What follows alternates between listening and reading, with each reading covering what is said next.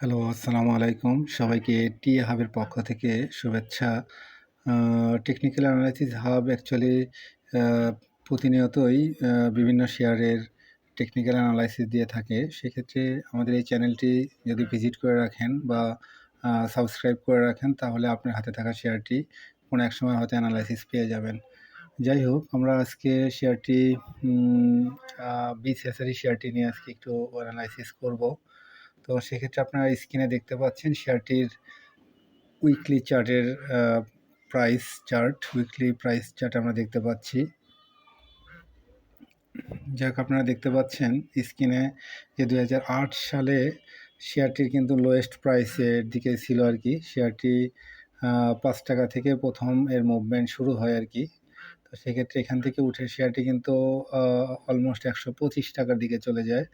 তো আমরা এরপরেই দেখতে পাচ্ছি ২০১০ সালে সর্বোচ্চ প্রাইসে যায়, অর্থাৎ ৳১২৫-২৬ দিকে যায়।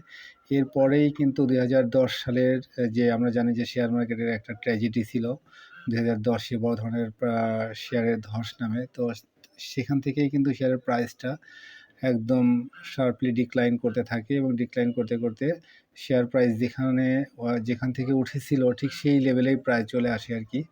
অর্থাৎ সেই লেভেলে এসে আমরা দেখতে পাচ্ছি যে দীর্ঘদিন কিন্তু সে একটা সাইডওয়ে মুভমেন্টের মধ্যে দিয়ে ছিল। অর্থাৎ আমরা যদি এখান থেকে এটুকু দেখি, অর্থাৎ এই পর্যন্ত যদি দেখা যায়, অর্থাৎ ২০১৪ থেকে অলমোস্ট ২০২১, ১৪ থেকে ২১ প্রায় ৭ বছর কিন্তু শেয়ার একটা রেঞ্জিং ফ্রেমের মধ্যে দিয়েই ছিল, আপনারা দেখতে পাচ্ছেন স্ক্রিনে। তো এরপরে কিন্তু ২০২১ সালের পরেই শেয়ারটি কিন্তু আবার আপ ট্রেন্ডের দিকে চলে যায়। তবে অ্যাগ্রেসিভ কোনো আপ ট্রেন্ড না, খুবই স্টিডি আপ ট্রেন্ডের মাধ্যমে আস্তে, আস্তে শেয়ারটি কিন্তু প্রাইস উপরের দিকে উঠে যায়। তো যাই হোক, আমরা এই দীর্ঘ সময় অর্থাৎ ২০১০ থেকে বর্তমান সময় পর্যন্ত, অর্থাৎ ২০২৫ সাল, অলমোস্ট ১৫ বছরে আমরা একটা সুন্দর একটা প্যাটার্ন দেখতে পাচ্ছি। সেটা হলো একটা রাউন্ডিং প্যাটার্ন দেখতে পাচ্ছি। শেয়ারটি খুব সুন্দর কিন্তু তার একটা রাউন্ডিং প্যাটার্ন তৈরি করেছে আমরা দেখতে পাচ্ছি। ৳১২৫ থেকে সে একদম লোয়েস্ট প্রাইসে এসে আবার সে কিন্তু সেই দিকে আস্তে, আস্তে চলে যাচ্ছে। এখন বর্তমানে ৳৯৯ বা ৳১০০ কাছাকাছি অবস্থান করছে শেয়ারটি। তো সেক্ষেত্রে এই শেয়ারটির কিন্তু আমরা যে বর্তমান ট্রেন্ড দেখতে পাচ্ছি, ট্রেন্ড কিন্তু খুবই পজিটিভ এবং সাধারণত এই ধরনের ট্রেন্ড কিন্তু খুবই কম চোখে পড়ে। অর্থাৎ আমরা যদি শেয়ারটি দেখি ২০২১ সাল থেকে অলমোস্ট ২০২১ সাল থেকে কিন্তু অলমোস্ট শেয়ারটির একটা আপ ট্রেন্ড আমরা দেখতে পাচ্ছি। একটা লং আপ ট্রেন্ড। সাধারণত এইরকম শেয়ারের আপ ট্রেন্ড কিন্তু খুবই কম চোখে পড়ে।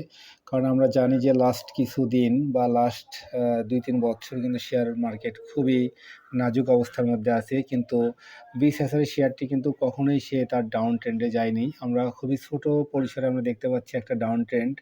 অর্থাৎ আমরা যদি এখানে দেখি যে শেয়ারের এই অল্প একটু ডাউন ট্রেন্ড থেকেই কিন্তু সে আবার উঠে যায়। অর্থাৎ সে প্রাইসের ছোট, ছোট করে আপ ট্রেন্ড বা ডাউন ট্রেন্ডের মধ্যে দিয়ে সে কিন্তু একটা ভালো প্রাইস র্যালি কমপ্লিট করেছে আর কি। তো সেক্ষেত্রে এখন আসলে দেখার বিষয় যে এই শেয়ারটির বা এখান থেকে আর কত দূর উঠতে পারে, সেটা আমরা আসলে একটু অ্যানালাইসিস করব। আপনারা দেখতে পাচ্ছেন শেয়ারটি যখন ২০০৯ এ যখন সর্বনিম্ন প্রাইস থেকে যখন ৳১২৫ দিকে যায়, তখন আসলে যে পরিমাণ ভলিউম ছিল, আপনারা দেখতে পাচ্ছেন যে যখন এই টপে যায় তখন কিন্তু তার যে ভলিউম অ্যাকুমুলেশন ছিল, তার চেয়ে বর্তমান সময়ের যে ভলিউম অ্যাকুমুলেশন সেটা কিন্তু খুবই চোখে পড়ার মতো। তার মানে আমরা অবশ্যই দেখতে পাচ্ছি যে এখান থেকে প্রাইসের যে মুভমেন্ট ছিল এবং ভলিউমের যে স্ট্রেংথ ছিল, তার চেয়ে এই সময়ের অর্থাৎ ২০২৩ থেকে শুরু করে ২০২৫ সাল পর্যন্ত প্রাইসের মুভমেন্ট উইথ হাই ভলিউম আমরা দেখতে পাচ্ছি। খুবই অ্যাগ্রেসিভ এবং হাই ভলিউমে কিন্তু শেয়ারটির প্রাইস মুভ করেছে। তবে খুবই স্টিডিলি কিন্তু এটা বেড়ে সামনের দিকে যাচ্ছে। তো যেহেতু প্রাইস মুভমেন্টের সঙ্গে ভলিউমের যেহেতু একটা বড় ধরনের অ্যাকুমুলেশন আছে, তাই এই শেয়ারটির কিন্তু ফিউচার খারাপ বলার সুযোগ নাই, depending on the volume and price action. এছাড়া আমরা জানি যে গতকালকেও শেয়ারটির ইপিএস ঘোষণা করেছে। ইপিএস অনেক ভালো দিয়েছে। আমরা জানি যে যদিও শেয়ারটি আমরা শুনে আসছি যে শেয়ারটির কোম্পানি বন্ধ বা কোম্পানি প্রোডাকশনে নাই। তারপরেও কীভাবে ইপিএস দেয় এই বিষয়টা আসলে আমরা আসলেই বিনিয়োগকারী যারা আছি তারা খুব বেশি অ্যানালাইসিস করে বের করতে পারি না। তো সেক্ষেত্রে আমরা শুধুমাত্র শেয়ারের প্রাইস এবং ভলিউম অ্যানালাইসিস করে বা টেকনিক্যাল কিছু ইন্ডিকেটর দিয়েই আমরা বলতে পারি যে শেয়ার প্রাইস বাড়বে কি কমবে এই ব্যাপারে আমরা একটু প্রেডিকশন করতে পারি। তো যাই হোক, তো আমরা বর্তমান সময়ে আসলে শেয়ারটির যে অবস্থানে আছে এটা আমরা দেখব। তো এই শেয়ারটির বর্তমান অবস্থা আমরা যদি একটু জুম করে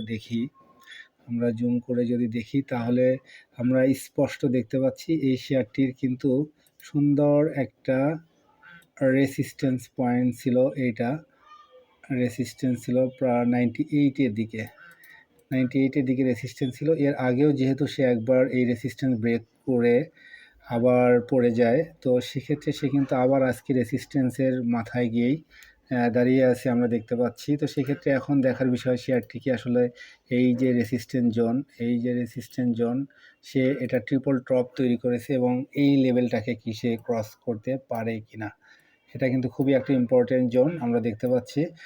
তবে সবচেয়ে মজার বিষয় হলো আমরা লাস্ট 23 সাল থেকে শেয়ারের যে সেকেন্ড র্যালিটা শুরু হয়েছে সেখান থেকে আমরা যদি দেখি বেশিরভাগ ক্ষেত্রেই কিন্তু খুবই বড় বড় পজিটিভ ক্যান্ডেলে ভলিউম ক্যান্ডেল যেটা আমরা সেটা কিন্তু দেখতে পাচ্ছি, অর্থাৎ শেয়ারের প্রচুর পরিমাণে অ্যাকুমুলেশন হয়েছে।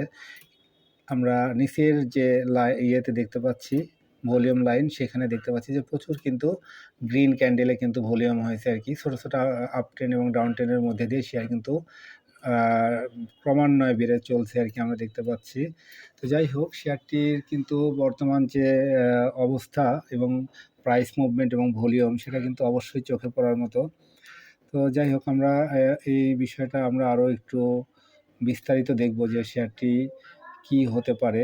আমরা যদি এই শেয়ারটির ম্যাকডি দেখে আসি, এটা আপনারা দেখতে পাচ্ছেন উইকলি চার্টে কিন্তু ম্যাকডি কিন্তু জিরো লাইনের উপরে অবস্থান করছে, অর্থাৎ ম্যাকডি তার যে সিগন্যাল লাইন এবং ম্যাকডি লাইন একে অপরকে ক্রস করে উপর দিকে উঠে আসে, আর হিস্টোগ্রামও কিন্তু জিরো লাইনের উপরে। তো সেক্ষেত্রে উইকলি চার্টে এটা কিন্তু পজিটিভ। আর এরপরে যদি আমরা এটাকে ডেইলি চার্টে দেখি, ডেইলি চার্টে কিন্তু অনেক দিন ধরেই জিরো লাইনের উপরে ছিল, মাঝে মধ্যে হয়তো দু একদিন আমরা দেখতে পাচ্ছি যে জিরো লাইনের নিচে ছিল। তো গতকাল এবং আজকের যে ক্যান্ডেল অর্থাৎ হিস্টোগ্রাম সেটা কিন্তু অনেক বড় এবং গ্রিন ক্যান্ডেল অনেক বড় ক্যান্ডেল হয়, তো সেক্ষেত্রে এটা অবশ্যই পজিটিভ। এরপরে আমরা যদি দেখি আরএসআই অলরেডি কিন্তু 70, তো সেক্ষেত্রে এটা তার একটা রেসিস্ট্যান্স জোন, সেই লেভেলে রেসিস্ট্যান্স জোনে কিন্তু সে অবশ্যই বারবারই বাধা পেয়ে নিচের দিকে আসছে। তো সেক্ষেত্রে 70 লেভেলটা অবশ্যই একটা রিস্কি লেভেল। তো সেক্ষেত্রে আমরা মানি ফ্লোটা যদি দেখে আসি, মানি ফ্লোটা পজিটিভ আছে, এখানে হয়তো 70 বা 80 পর্যন্ত যেতে পারে। আচ্ছা, মানি ফ্লোর পরে আমরা অন্য কিছু ইন্ডিকেটর দেখে আসি। আমরা যদি ইসিমোকোটা দেখি, ইসিমোকোর অবস্থাটা আমরা একটু দেখে আসি, ইসিমোকো ক্যান্ডেলটা দেখে আসি।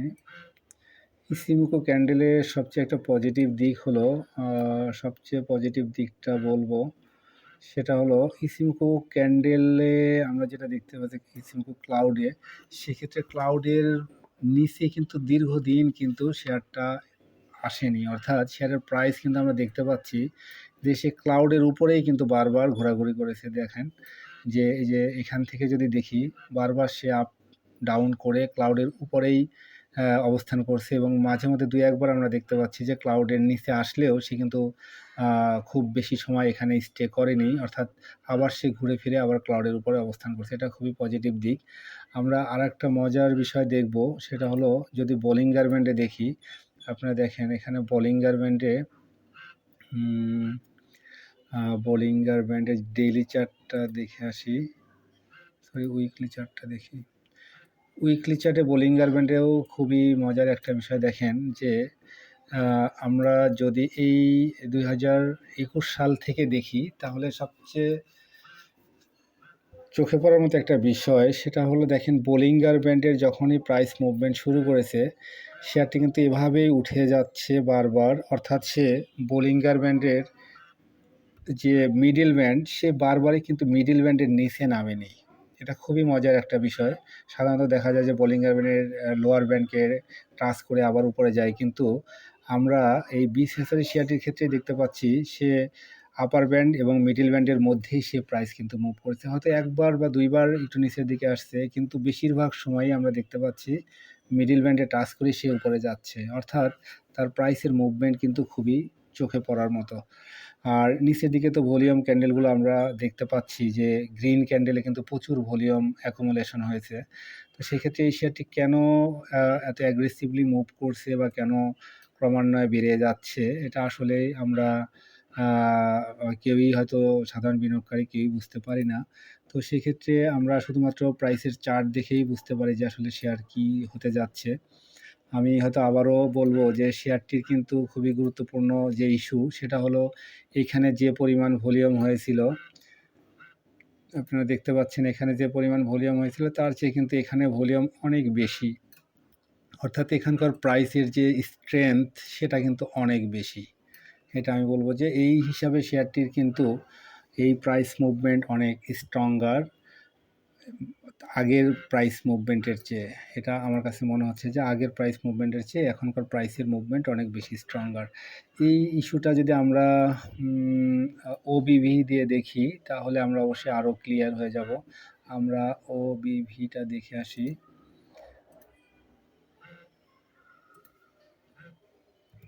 OBV on balance volume, yes, আমরা এটা দেখে আসি। সরি, এই যে এইখানে আপনারা দেখেন যে ওবিভি কিন্তু খুবই স্ট্রং।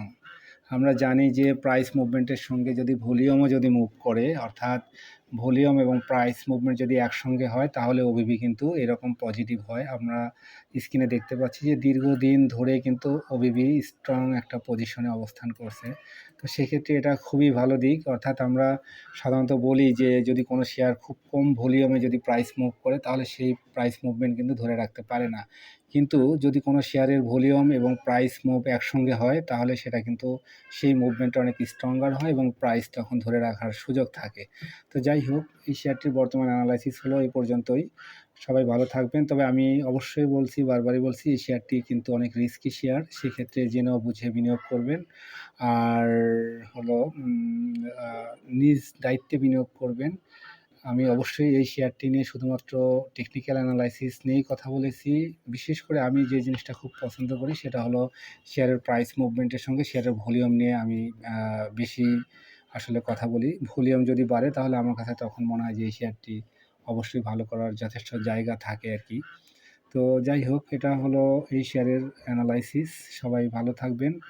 আর সবার জন্য শুভকামনা থাকলো। ইনশাল্লাহ নেক্সট কোনো আইটেম যদি আপনাদের থাকে তাহলে আমাকে ইনবক্স করলে আমি সেই শেয়ারটির অবশ্যই অ্যানালাইসিস করে দেব। সবাই ভালো থাকবেন। সবার জন্য শুভকামনা থাকলো।